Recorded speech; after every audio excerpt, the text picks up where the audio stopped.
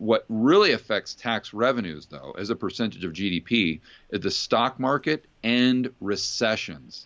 So if we go into another recession, and in my opinion, if we do, it'll be worse than 2008 because the debt is so much higher. That means the taxpayer is not going to be able to fund these pensions.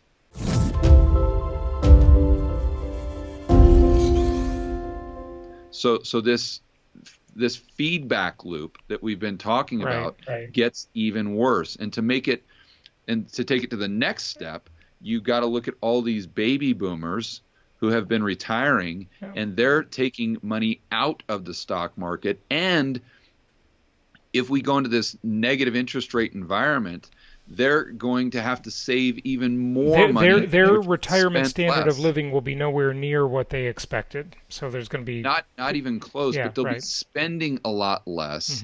And if you look at demographics, I think you just had Harry Dent on the other day, but the U.S. economy has gotten a lot of the tailwind or the headwind from the baby boomer generation. Sure. Whether it's the spending, whether it's their investment habits. They changed the world as they were moving through the economy. The baby boomers made more than any other demographic cohort, just changed the whole world. Yeah. Right. So now you've got that massive glut of people that would normally be reducing their spending habits because they're going into retirement. Now they're going to be reducing their spending habits 10x because of the pension funds, negative interest rates. They can't get a return on their money.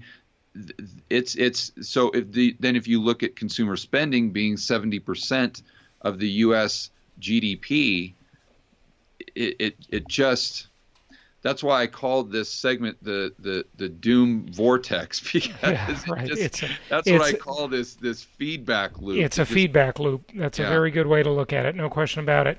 Okay, so listen, you invest in all kinds of stuff. You like real estate. You like income property, as do I. I think it's the best thing going.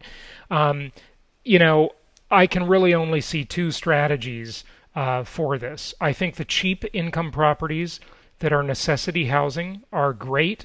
All you have to do is people just got to pay their rent. Regardless of what values do, we invest for yield. So, we don't care about values too much.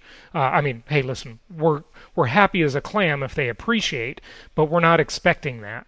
We're investing for yield. So if people will just pay their rent and we can maintain our expense ratio, we're in good shape. So I think it's really important to point out right now for people who are considering purchasing in this market that's kind of up and down. Right.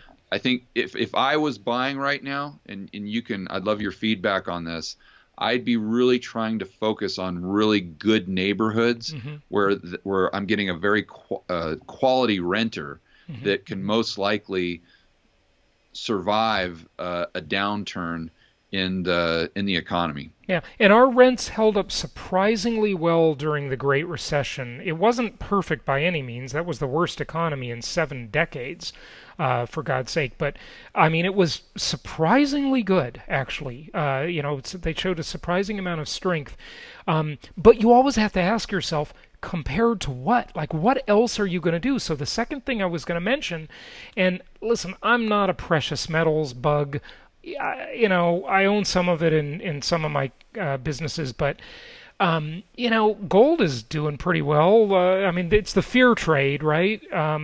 What do you think about the metals? I just want to bring that to the fore again, and then maybe some stock tips even when things really collapse. If it continues to decline like this.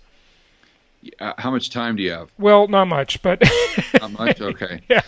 Because gold is. I could go into the repo market. Repo fails. The oversubscribed. Because that really ties into gold. If you go back to 2008. First and foremost, I want to say the way I like to do it is I compartmentalize my portfolio into 3 categories: 1, insurance; 2, investments; 3, speculation. Right. So only insurance for me is gold, and that's only 10% at a max of my portfolio. That just is. I think that's reasonable. And is it just gold, or do you like any of the other metals?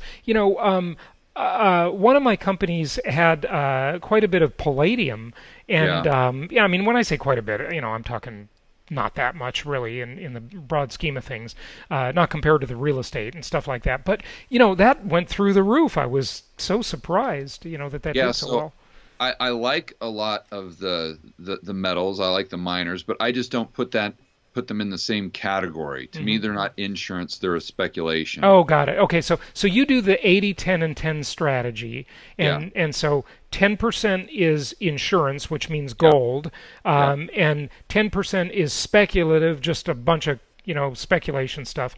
Yeah, and the And way I what? define that Yeah, is I'm just betting on the price going up or down. And then right. the 80% is investment. The way I define that is it has to pay me to own it. And so Like obviously income real property. estate's Yeah. you Yeah, got it. yeah, yeah. So income property, and you only like the linear markets, unless you're doing a flip in Colombia where you live.